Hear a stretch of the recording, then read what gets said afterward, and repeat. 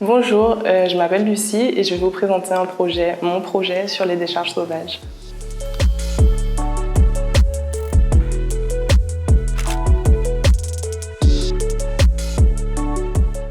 Alors notre projet est né en cours puisqu'on est en cours sur la gestion des déchets et on a pour but de participer à la Semaine européenne de la réduction des déchets où on va réaliser une action, on va ramasser des déchets autour du campus et on devait nous-mêmes choisir un projet et nous on a choisi les décharges sauvages.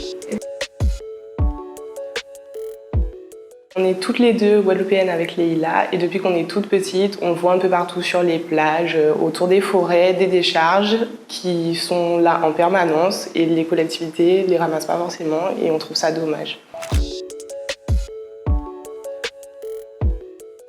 Alors d'abord il y a un impact de pollution visuelle, donc au niveau touristique c'est pas génial. Et ensuite elles vont avoir un impact sur le sol, puisqu'elles vont polluer les sols s'il y a par exemple des frigos avec du liquide qui va couler dans les sols. Il y a aussi un impact sur l'environnement aquatique, puisque quand il pleut, il va y avoir du lessivage et les déchets vont se retrouver dans l'eau. Et après, il y a un impact au niveau atmosphérique s'il y a des incendies dans ces décharges.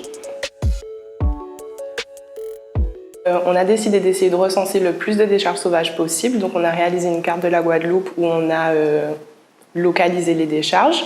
Et on a décidé de réaliser un jeu pour les enfants où on va expliquer l'impact justement des décharges au fil du jeu pour que les enfants comprennent et que les générations d'après évitent d'avoir ce comportement.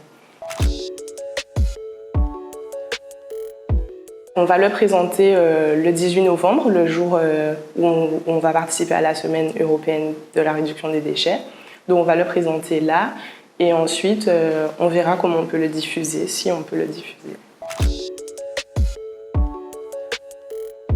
Le but du sondage, c'était de connaître l'avis des Guadeloupéens au sujet des décharges sauvages, de savoir s'ils avaient conscience que c'était un danger et de connaître leur avis par rapport à ces décharges. Pour l'instant, ils ont tous conscience que c'est dangereux, mais ils ne savent pas forcément comment éviter de mettre les déchets là où ils sont. Donc c'est là-dessus qu'on va devoir travailler.